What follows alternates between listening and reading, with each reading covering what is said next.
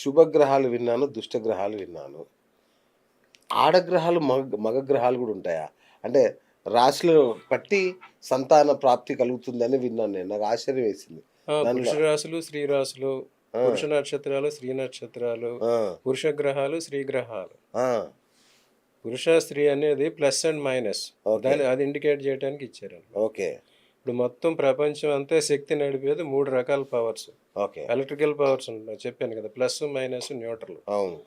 అలాగే వీళ్ళు ముగ్గురు త్రిమూర్తులు ముగ్గురు. ప్లస్, హ్మ్. Minus, neutral. అమ్మవారు న్యూట్రల్ చెప్పాం. శనివర్గం, గురువర్గం అమ్మవారు. శైవం, వైష్ణవం, శాక్తేయం. శాక్తేయం. అవును. అట్లాగే కెమికల్‌లో చూసుకుంటే న్యూక్లియర్స్ సిస్టమ్ చూసుకుంటే అణువులో ఎలక్ట్రాన్లు, ప్రోటాన్లు, న్యూట్రాన్లు ఉంటాయి. అవును. అవి న్యూట్రల్. ఓహ్! అలాగే గ్రహాల్లో కూడా పురుష గ్రహాలు సూర్యుడు, కుజుడు, గురువు పురుష గ్రహాలు. చంద్రుడు, శుక్రుడు స్త్రీ గ్రహాలు. అచ్చా! బుధుడు, శని న్యూట్రల్ గ్రహాలు. ఓకే. ఓకే. రాహువు పురుష గ్రహం. కేతు స్త్రీ గ్రహం అని కొందరు అంటారు, న్యూట్రల్ అని కొందరు అంటారు. హ్మ్. అట్లాగే రాశుల్లోకి వచ్చేసరికి మేష రాశి, సింహ రాశి, ధనుర్ రాశి ఆ! పురుష రాశులు అన్నమాట. శుక్రుడికి సంబంధించిన రాశులు, చంద్రుడికి సంబంధించిన రాశులు స్త్రీ రాశులు అన్నమాట. ఓకే. సో అది పంచమ భావం ఏ రాశి అయింది, అక్కడ ఏ గ్రహం ఉన్నది, దాన్ని బట్టి పురుష సంతానమా, స్త్రీ సంతానమా అనేది కూడా